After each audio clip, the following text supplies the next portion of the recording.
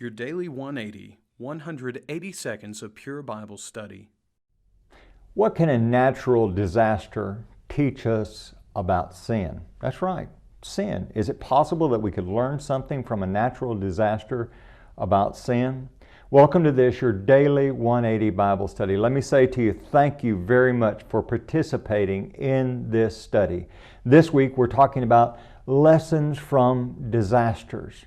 We've seen Hurricane Harvey recently, Hurricane Irma. After that, years ago, not too many years ago, there was Hurricane Katrina, and there's tornadoes, and there's earthquakes, and things of this nature. And then there are individuals who have things like cancer and financial setbacks and family trouble. Is there anything that we can learn from disasters?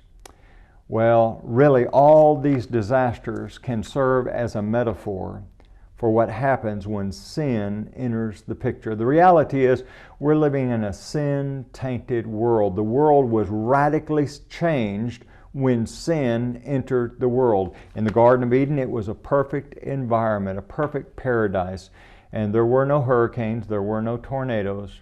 But when sin entered the picture, everything was upset. And then later on, when the world was destroyed by water, it was again changed even more, and there's this radical change that takes place because of sin. But my concern is not about the way it's affected the earth, but the way it affects mankind. Romans chapter 6 and verse number 23 says, "For the wages of sin is death." Separation. You need to understand that is the key thought behind death. Not annihilation, but separation. And sin always does that. Back in Genesis chapter 3, Adam and Eve were separated from God. Oh, they were forgiven, but they were also separated from that perfect environment. When we get over to Genesis chapter 4, we find two brothers.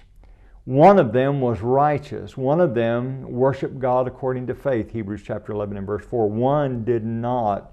One rebelled, Cain. And because of that, two brothers were separated because of sin.